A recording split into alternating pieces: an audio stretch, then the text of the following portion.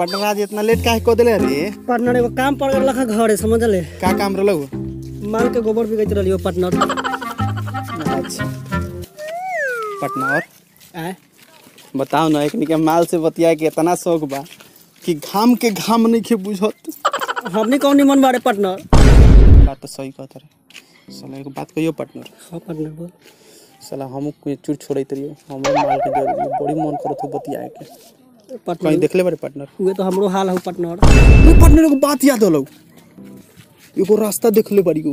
हां और हम बड़ा टॉप माल रहल। चलो तो पार्टनर आवल पिटा के हमनी ए साला पटावे दिया को पिटाए दिया। पटा के आवल हां पटा के आवलिस। पार्टनर कब से घामा में घुमैत रही यार, एको माल ना दिखाई देत हो। पार्टनर चला ना देखल जाओ आगे तक ले, चल के आगे कहूं कितना दूर पार्टनर चले गए, कब से तक घूमे? चल ना पार्टनर आगे तक ले और आवल जाओ।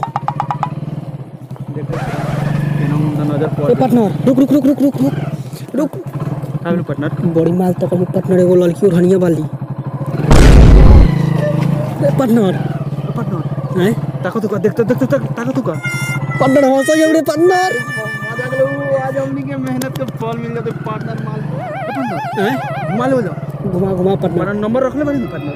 नंबर तो पार्टनर ना। अच्छा चल ना देखल जाई, नंबर मांगी तो दे देवल जाई। नंबर पार्टनर नंबर रख ले बारे न। टेंशन काहे लेता रे पार्टनर, हमरा पास नंबर बा न। निकाल निकाल देखो बानी नंबर बा। नंबर वाले ले और चुप से गिरा दिए। चल पार्टनर चालू कर पार्टनर। दिक्कत नहीं हो तो कौन तेरा के बात नहीं के। अच्छा चल ना पार्टनर देखल जाई।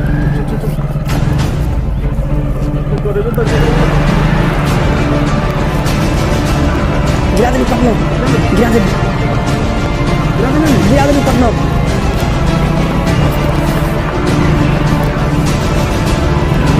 पार्टनर मालवा ना बुझाई तो फोन करता हूँ। आई नहीं पार्टनर, फोन आई नहीं। कब से तो इंतजार करी बाड़ी, फोन तो आते नहीं थे। ये पार्टनर होई ओकरा मोबाइल वाले कहूँ दिक्कत होई, फोन करी टेंशन ना ले। हे भगवान मालवा के फोन करवा ना दे।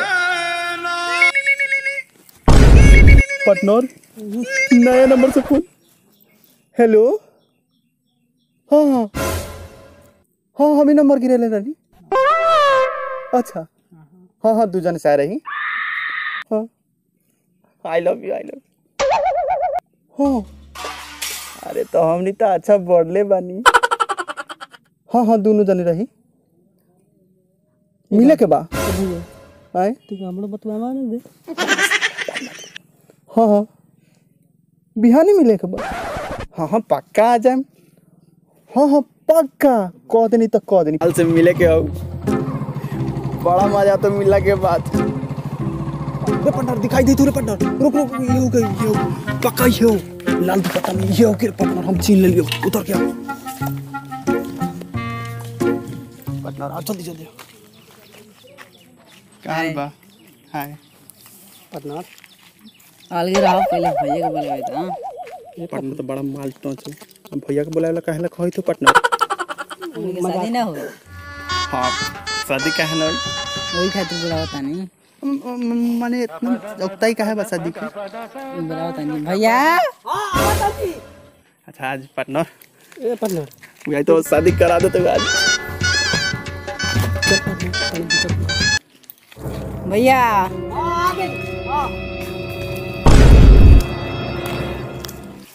प्रणाम भैया।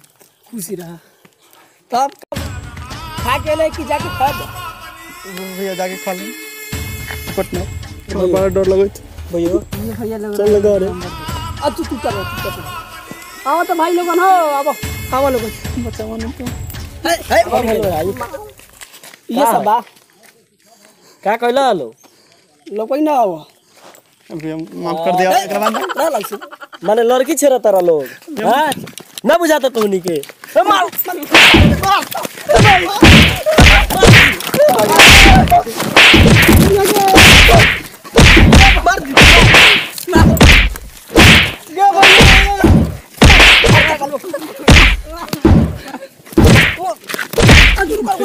भैया लड़की छेरा तारा के भैया मारो लइके अरे मुझे देखा